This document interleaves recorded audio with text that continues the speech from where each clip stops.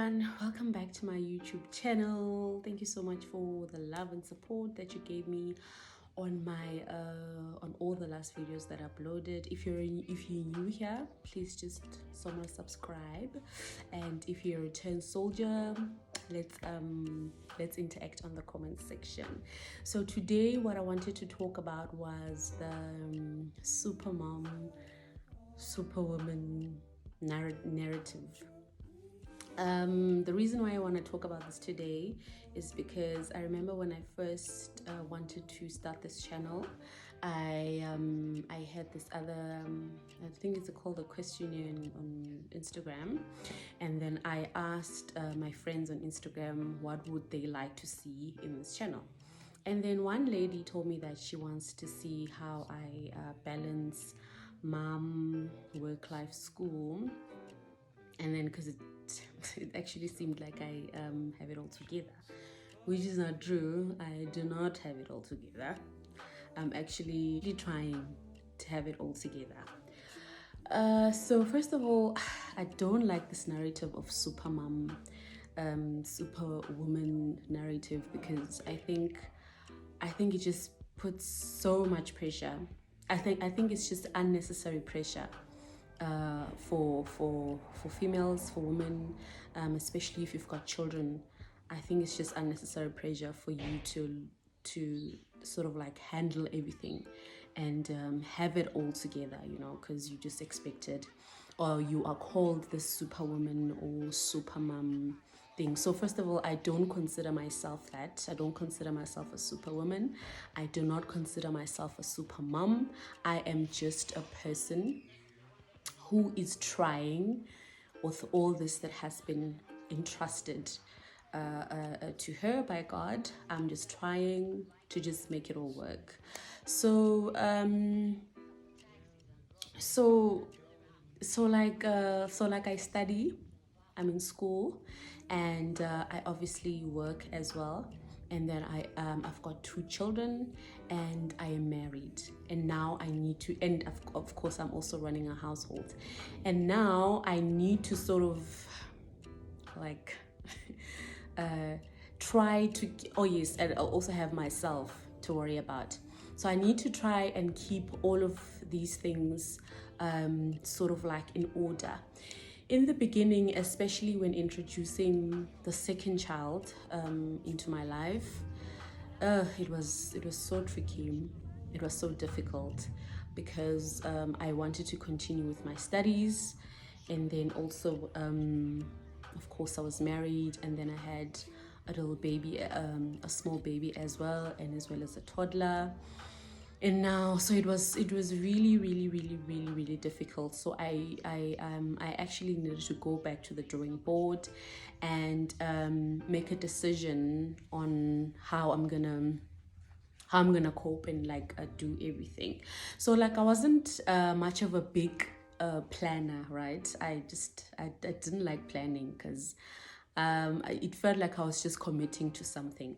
But discovering now that since now my plate is a full, I had to learn how to plan.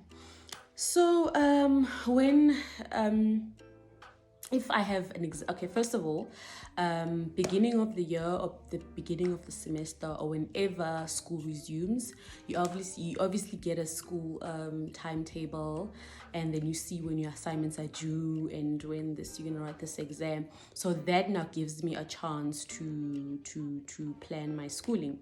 So with that now, with given a timetable and everything, then I know I could fit in my holidays if I need to. I know which weekends are available for what I do when around that timetable. So yeah, with school, that's what I did.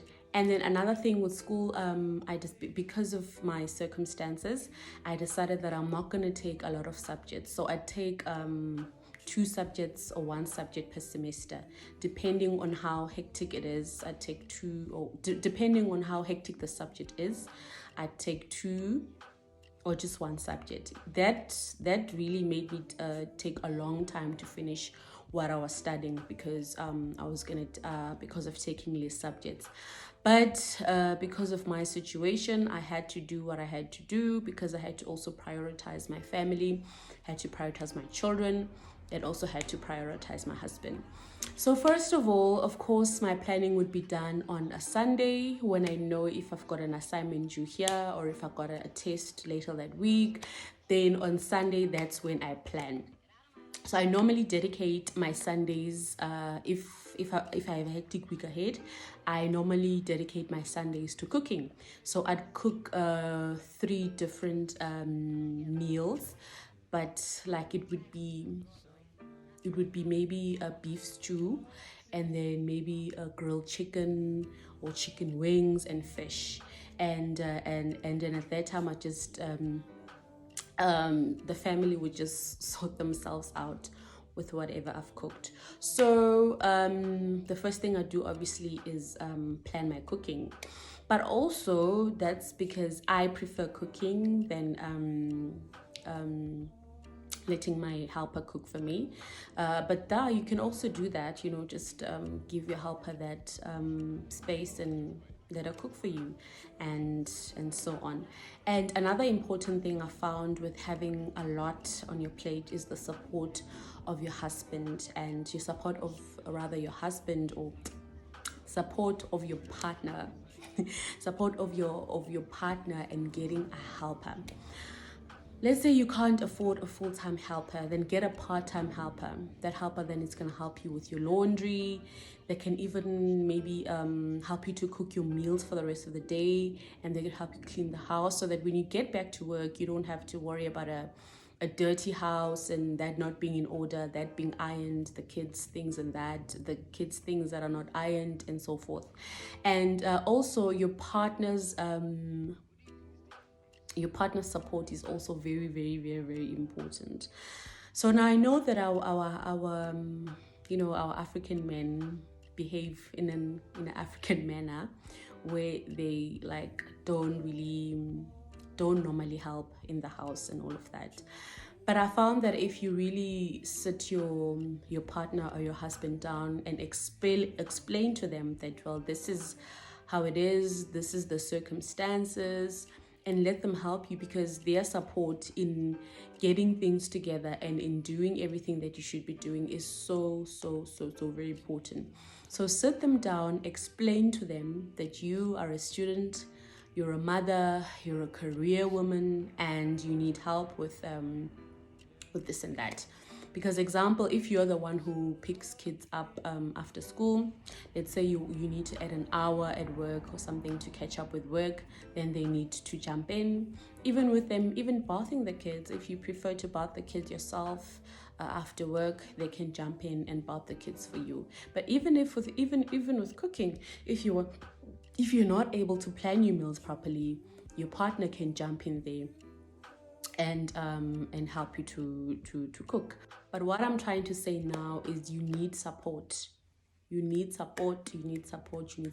I don't think you can be able to do it all together, but for the sake of your sanity, for you to remain sane, for you to be able to focus, for you to be able to be a nice person, I think just get help. Get yourself a helper and get your partner to jump in as well. With me and my partner, sometimes you get that we both study. We both studying at the same time, so our helper comes in a lot when it comes to that. She helps and supports us a lot. So yeah, you need a very strong support structure.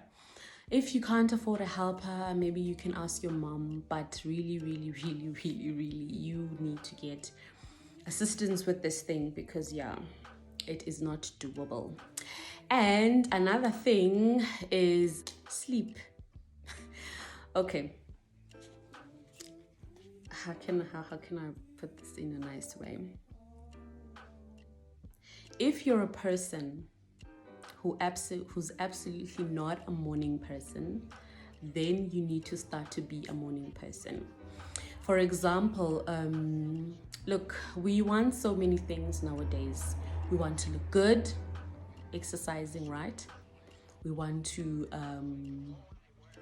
We want to empower ourselves and upskill ourselves. So then we study. We want to have side hustles, so we do things on the side. So it is a lot. So every second, every hour counts, right?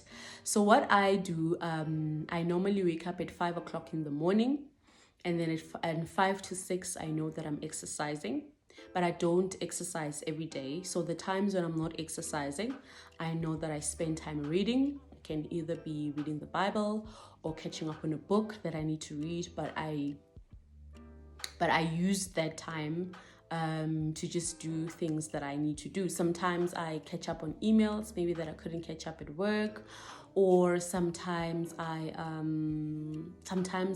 just plan my day on how my day is gonna go. But most of the time I meditate, just to be calm, just to be centered, and just to cope with whatever the day has for me. So waking up is very, very, very important. Even if you wake up and just give yourself 30 minutes, even if you wake up early and give yourself 30 minutes, just give yourself 30 minutes to ground yourself, to prepare yourself for what the day has. Because if you wake up in a rush and you've got a lot of things you do, you end up impatient, you end up being late, your head is all, your mind is all over the place, and you just end up being confused. So having time alone and waking up earlier than you should, preferably an hour before you should, that really, really, really, really, really helps. Because during the day, a lot of things are so demanding. You don't really have time to yourself. So like you were just grabbed here and there and just all over by work, by your kids, by attending this, by making an appointment for this one, by planning the weekend, and a lot of things that require your attention. So I find that having that time to myself keeps me a lot more calm. And like waking up the time I need to wake up, and then I'm just all over the place, and then I didn't get time to think, and I didn't get time to pray, and I didn't get time to read, I didn't get time to do that, listen to whatever that I listen to, and I didn't get time to exercise, and then at the end of the day, I'm just all over the place, and then I'm moody, and then, I'm grumpy, and all of that. So yeah, taking time to yourself, waking up an hour or 30 minutes before, also helps you to plan your day properly. Oh yeah, and another thing is with all of that said, since we have so many things that we need to do as modern day women, being intentional, like for example, I would dedicate my Saturdays to intentionally, let's say I've had a busy week, I know that I'm gonna dedicate my Saturday to be intentional with spending time with my kids. I do whatever they like. Example, if they want to paint, then we'd paint together. Then if they want to go out to Spur, maybe, then I would take them out to Spur or Papacino's, and then they'll get time to play, they'd get time to see me, they'd get time to spend time with me. And then also being intentional with your partner, maybe going out for breakfast with him, having date nights. Be intentional. Make time for the most make intentional time for the most important thing. That's for the most important things. That's also gonna help you for your head to be in the right space, because the people we love, it's most of the time is where we draw strength from. So yeah, and getting enough sleep, getting enough sleep is also so important. So I'm not like I was when I was at university, where I would just spend the whole night studying. I'm not like that anymore. When it comes to 10 o'clock at night, I am finished. I'm done. I'm finished. Like I can't focus. I can't do a thing. I think the latest I sleep is like 11. If it's really, really, really, really hectic, then it's like 11. Then yeah, I just can't do it anymore. getting enough sleep helps you to cope with everything that is happening in your life. And another thing, you can also take advantage of the time that you're given at work. For example, if I've got an assignment, or if I know that I've got an exam that's coming up, during lunchtime, or during lunchtime, and I normally book a boardroom for myself, and then I just have my lunch while I'm studying. So I know that I've dedicated an hour to my school books. I think it's better than sitting and chatting to your colleagues. It's better than to use the time wisely. So yeah, do not waste time. And also quitting TV, just leave Yegelan TV, just leave the TV alone. You'll catch up on series whenever you catch up. And now, with DSTV, you have DSTV catch up. You've got all of these platforms where you can just watch whatever you want to watch on a time that you make. But when your schedule demands your time, leaving the TV is the best time. So normally what I do, I also try to discourage my kids to indulge in a lot of TV. So what I do when I come back to work, or maybe I'd cook, and then after that I would take my children and then I'd read them a story, and then maybe I'd write their names, maybe I'd draw them a house and ask them to color in the house, or maybe we would learn maybe an alphabet or 2 alphabets, or would count, just to make education fun for them, and to discourage them on watching too much TV. Because at the end of the day, like the time you spend on watching television is a time that you could have used for something way more important. At least that's what I believe. And and another thing that I found is that you could also try to be present.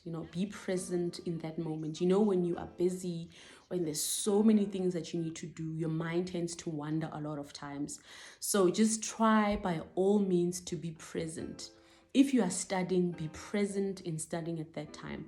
If you are spending time with your partner, be present in spending time with your partner at that time.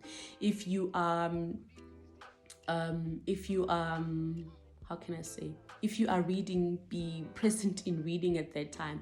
Because sometimes if you've got a lot of things and your mind starts going, oh, I'm reading, but no, I need to do this next. Oh, I'm in this meeting, but I actually forgot to set an appointment with whoever.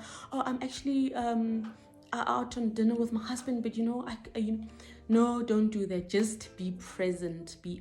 Try and keep your mind as focused as possible on what you're doing at that moment, and with that, I believe that you're going to get the most out of the moment that you're in at that time. Because you can't really change anything. If you've got a lot to do, you've got a lot to do. So Kanye Dlomo, was it Kanye Dlomo or Judy Lamine? I don't remember. While I was watching them on, I think it was a show on AC. I think, Real Talk with Aneli. I forgot if it was Kanye Dlomo or Judy Lamini. One of them said that, you must be like the sun. When the sun is in South Africa, for example, the sun is in South Africa. It's shining in South Africa. It's not thinking about the United States of America. It's not thinking about Australia.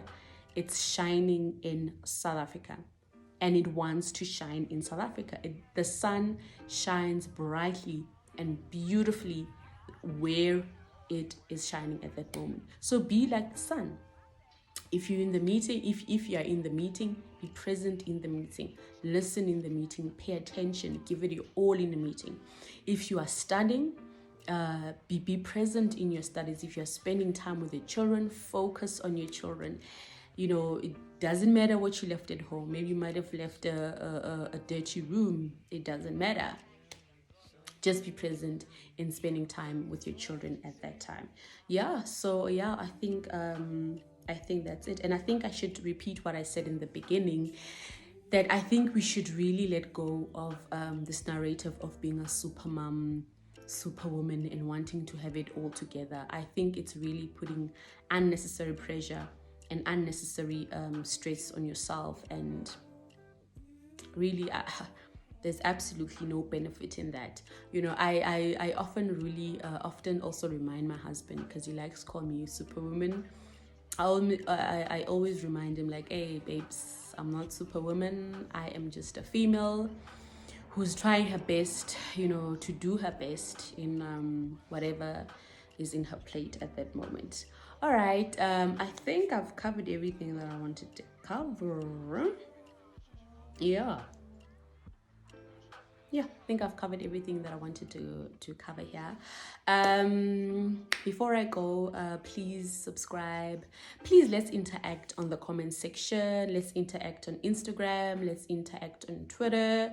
On Twitter, I am Mrs. Mungwe, and then on Instagram, I am Nonku Mungwe. You can follow me, or we can interact on the comment section. We can talk about the subject, because it's I don't think it's really discussed enough, you know, and I really think we must just let go of that narrative, because we don't have it together. We are all just trying. We're all just facing a different battle, and therefore we must support each other.